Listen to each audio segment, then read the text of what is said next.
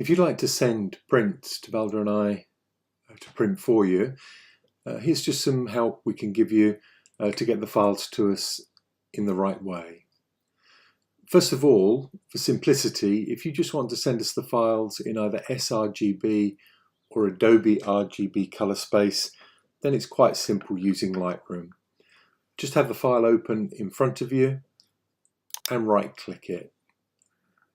Go to Export and Export, and this brings up the Export dialog box, which is very straightforward.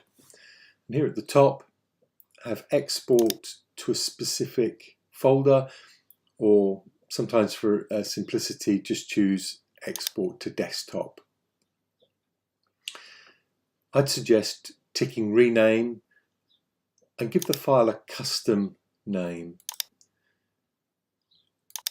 And use custom text, and it helps us if you use your name in the custom text, and that will help us make sure that we know your file is yours. So you could, for example, call the file Chinnery and just use your name, and perhaps give it a number 1. You could then describe the file if you want, mountains or something like that, but just give it a name that means something to you and will help us identify it if we have several jobs going through at one particular time. Down here in the file settings area, and some of these might be closed, so there's a little triangle beside each word there, file settings. Image format, JPEG is often fine, especially for smaller prints, maybe up to A3 or A2. But if you want really good image quality, TIFF is excellent.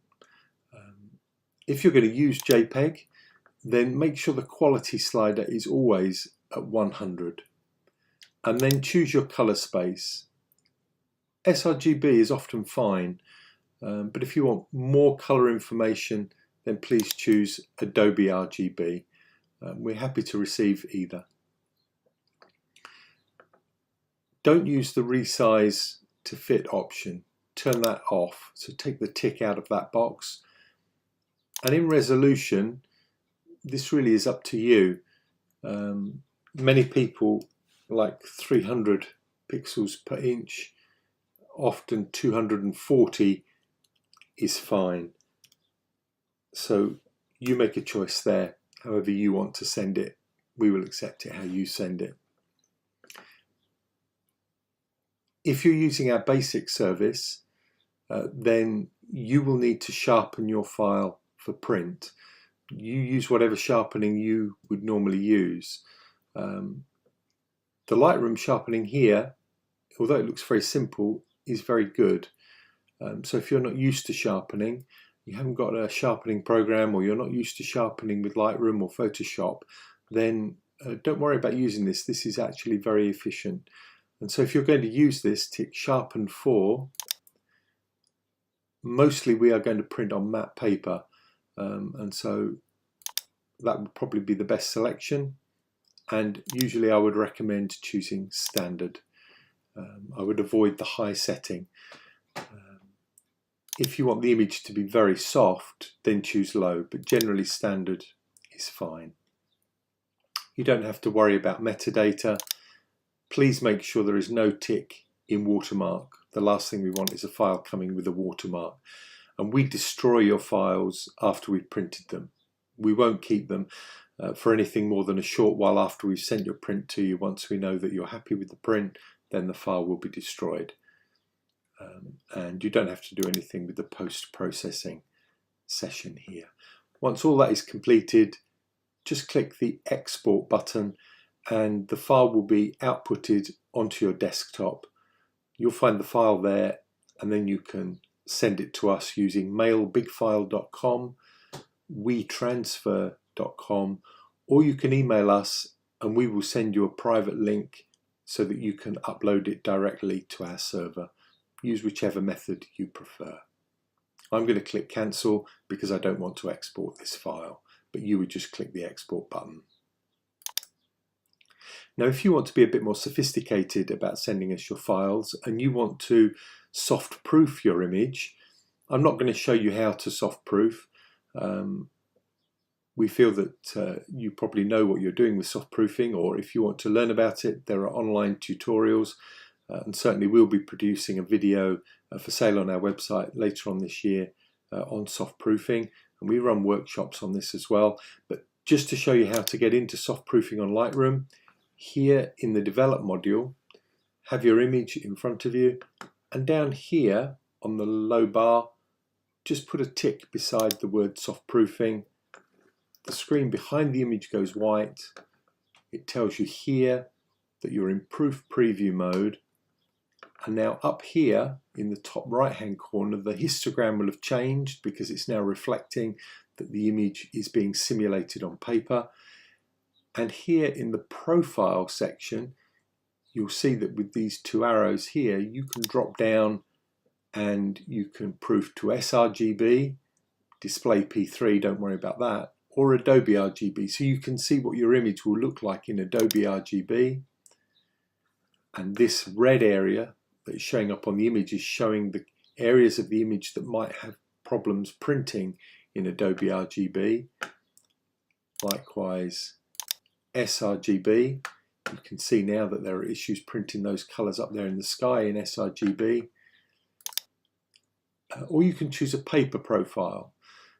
And the paper profiles that we print on are available on our website to download so that you can load these onto your computer, and the instructions on how to do that are available to look at on our website as well.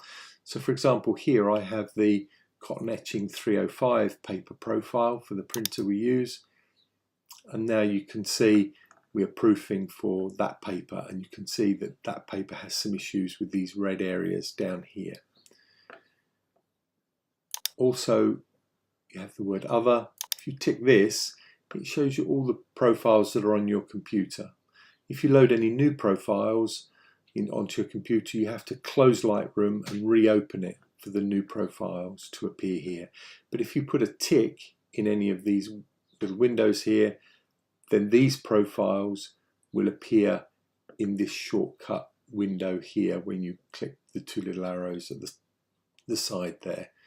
And as you can see, I've only got a tick here in the cotton etching, which is why cotton etching is the only one that appears over here. I'm just going to click OK.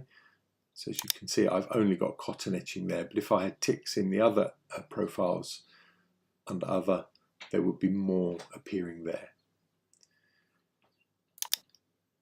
To remove these red areas, in other words, to correct the image, which is what soft proofing is for, you can start to use your controls here to make adjustments to see if you can reduce the red areas here. And that's what soft proofing is all about. And you might need to take the image over into Photoshop as well to do that. But you can still just send it to us, even though this is showing that there may be problems with printing this image on that paper, because all the printer will do is make slight color substitutions to resolve the issue. The software in the printer, the driver, is sophisticated and will do that, and it may not substantially alter the look of the image, but there will be some slight differences, and so you need to be aware of that. And you might want to make corrections on your screen so you've got a better idea of what the print will look like when it comes to you. That's what soft and hard proofing is all about. But this is what we will do for you if you choose our premium service. That's what part of our premium service is all about, if you have real concerns about this. If you don't have Lightroom and you want to use Photoshop to do this, then what do? Well, right-click the image, edit in, Adobe Photoshop CC. And always, when you are soft proofing, edit a copy. Move the image over to Photoshop. And when you're in Photoshop, you can turn on soft proofing once again. So go to the View menu, Proof Setup, and Custom. And here now, we can look for Adobe RGB or sRGB if you want to proof to those profiles, if you're going to send the image to us in Adobe RGB or sRGB. Or if you go down, you can see all the paper profiles that you've got loaded onto your computer for the printer. And here's the photo speed cotton etching 305 that I was using in Lightroom. So let's activate that. And you'll notice then that the image changed a little as it simulated that paper profile. Always have black point compensation ticked. And in the rendering intent, you can either use perceptual or relative, and you'll see the image change slightly depending on which one of those that you use. But don't use saturation or absolute colorimetric. They're not for inkjet printers. So only relative or perceptual rendering intent. And we talk about those on our workshops as to what they mean. Click OK. You're now simulating the paper profile, but you haven't got any warnings to show you which colours the printer might have issues with. So you go back to the View menu and you click Gamut Warning. And now in Photoshop you can see that instead of the gamut warning being in red, it's displayed in grey.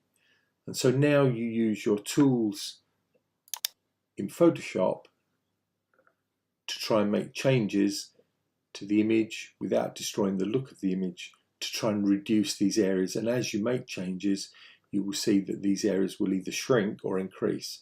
And again, you would need to look at tutorials on the internet to learn how to do this, or come on one of our workshops and we will teach you how to do that. But you may well already know how to do that. Now, if you've worked on a profile and you want to embed that profile into the file to send it to us so that we use that particular paper profile on your image, making sure you're definitely working on a copy of your master file. Please don't do this to your master file because you're making an unalterable change. You will be embedding this profile into your master file. So make sure, I must stress this, that you're working on a copy of your master file. Go to Edit, Convert to Profile.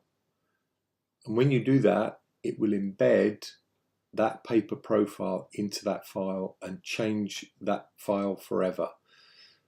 If you assign a profile, then you can change the profile as many times as you like, but it's only a temporary visual thing on the screen. It's not a permanent change. So when you send the file to us, the profile will be lost. So convert to profile and then go File, Save As. And I would suggest saving the file on your desktop, and again with the name that includes your personal name and maybe a description of the image so that we know that the image is yours. And once again, the same points apply as to whether you use a TIFF or a JPEG format. TIFF is ideal for all file sizes. It's a big, high quality file. If you use JPEG, then please use the high quality setting when you do that. I'm just going to click cancel because I don't want to save this file, but you would save it onto your desktop and then send it to us in the same way as we discussed earlier. Okay, I hope you found that helpful, and we look forward to getting your images and printing them for you, and we hope you're delighted with them. Bye-bye.